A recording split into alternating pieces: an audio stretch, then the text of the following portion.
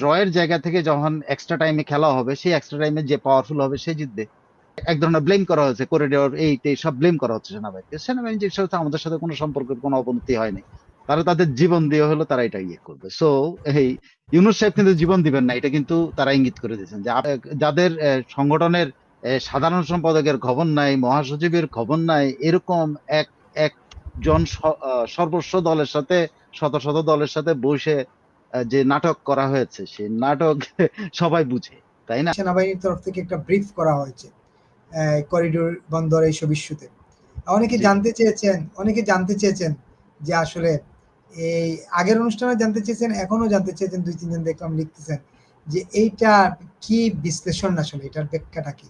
আজকে সেনাধ্যক্ষ দপ্তর থেকে একটা ব্যাখ্যা, একটা বিবৃতি, প্রেস কনফারেন্স করা হয়েছিল। এটা সবাই বুঝতেছেন, এখন আমার মুখ থেকে শুনতে চান আর কি। আমার মুখ থেকে এটা পরিষ্কার কথা হলো, এটা স্টেলমেট। এটাকে বলে না যে ড্র হয়ে যাওয়া, ড্র জায়গায় আছে এখন। এখন এই ড্র এর জায়গা থেকে যখন এক্সট্রা টাইমে খেলা হবে, সেই এক্সট্রা টাইমে যে পাওয়ারফুল হবে সে জিতবে, বুঝছেন?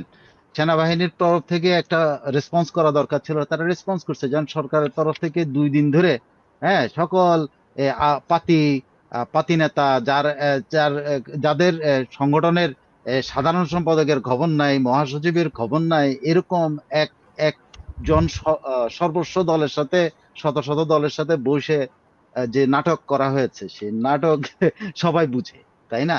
এবং সেই নাটকের কারণে সেনাবাহিনীর পক্ষ থেকে একটা কথা বলতেছে, কারণ এক ধরনের ব্লেম করা হয়েছে, করিডোর এই টেই সব ব্লেম করা হচ্ছে সেনাবাহিনীকে। সেনাবাহিনী যে সাথে আমাদের সাথে কোনো সম্পর্কের কোনো অবনতি হয়নি, তারা স্বাভাবিকভাবে এই কথাটা বলছে, এবং সেটাই কিন্তু পত্রিকা আসছে। তবে সেনাবাহিনীর একটা জায়গাতে স্ট্রিক্ট অবস্থান, যে করিডোর প্রশ্নে তাদের কোনো ইয়ে নেই, আপোষ নেই।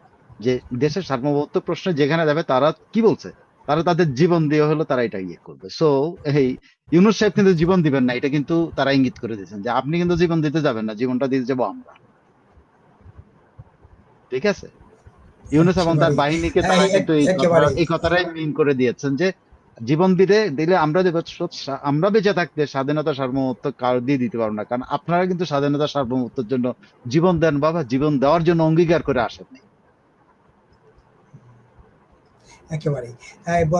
সেনাবাহিনীর ওই ব্রিগেডিয়ার জেনারেল বলছিলেন যে আমাদের শরীরে এক বিন্দু শক্তি থাকলেও আমরা আমাদের স্বাধীনতার সার্বভৌমত্বের জন্য কোনো ধরনের আপোষ করব না, লড়াই করে যাব।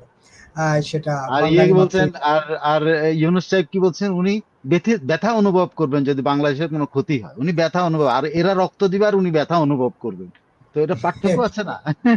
উনি অনুভব করবেন, তাও ব্যথাটা অনুভব করবেন, ব্যথা লাগবে এটা বলেন নাই, উনি ব্যথা অনুভব করবে, আর এরা রক্ত দিতে চায়। ইউনূস সাহেব কিন্তু রক্ত দিতে চান নাই, ঠিক আছে? বাংলাদেশের অনিষ্ট ওনার হাত দিয়ে হবে না, হলে ব্যথা অনুভব করবে। তো সেনাবাহিনী কিন্তু জানিয়ে দিয়েছে, সেনাবাহিনী জানিয়ে দিয়েছে যে তারা বাংলাদেশে অনিষ্ট করার কোন সুযোগই তারা দিবে না, তারা তারা তাদের শেষ রক্তবিন্দু দিয়ে তারা ওইটা ঠেকাবে।